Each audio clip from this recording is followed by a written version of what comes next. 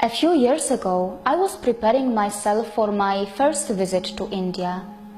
So the people who I know started to ask me what India has apart from slums, yoga and Bollywood. Many of my well-wishers warned me about my safety in India, as they had heard the news of rapes from media.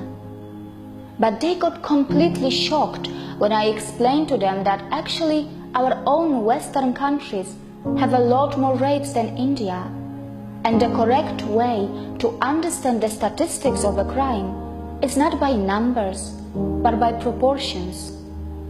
Due to a massive population that India has, the numbers of a crime can easily go very high, but in proportions, India is so much better than us. Only when I explained this to my well-wishers, they realized how our media had been manipulating us, and it still continues to do so. Whenever I am back in Poland or in any part of Europe, I am asked if India is interesting to travel at all.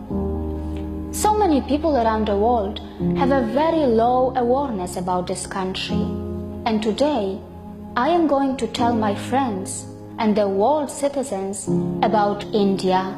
Before I start to tell you what this country has, let me start it with a small example that one can so easily see on the streets of India.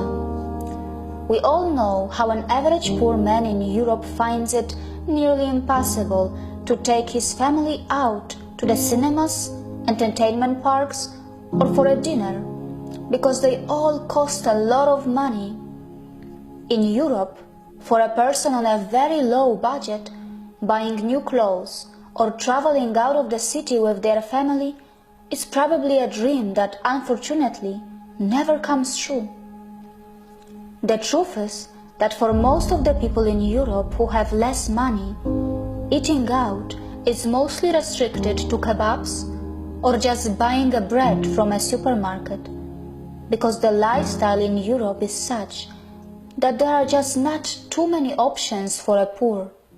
But in India, there are cinemas, entertainment parks, restaurants and markets that are not just for the elite and the middle class, but also for those who are on a very low budget. In India, a poor can also buy new clothes or gifts for his loved ones, because there are so many affordable markets that are well within their reach. In India, a poor person who has a very low budget can also afford to dine out with family to enjoy those joyful family moments. And trust me, in such affordable markets, they are also selling exotic Chinese food or even an Italian pasta. How many poors in Europe can afford exotic multi-cuisine meals or a travel within their country in trains or buses? In India, there are just so many types of options and lifestyles which come in all kinds of budgets. A full meal starts from 10 rupees and can go as high as anywhere else in the world. There are multiple price categories in buses, trains, its cinemas, and in everything else to suit everybody's budget. And just to let you know, all these businesses make profits too. The super low cost and affordable markets of India are also visited by the middle class people, and many times even the richest, because they got a good bargain or they just love the atmosphere of such places that are so full of life and energy. And this is how India nourishes and protects all her citizens, by giving them so many different opportunities in different budgets, and these so many parallel lifestyles that are mingled together is a sight to see, which continues to mesmerize me every day. I like to travel in India because it has a plenty to offer. Whether you are on a shoestring budget, a middle-class traveler, or someone who wants to be pampered with the highest luxury.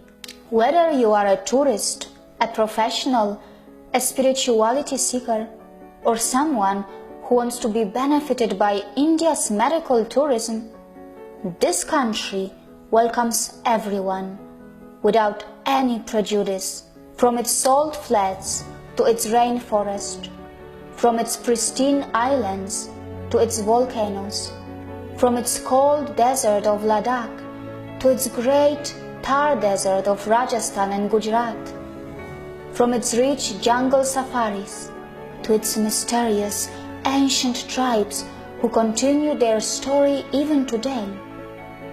India can literally overwhelm you.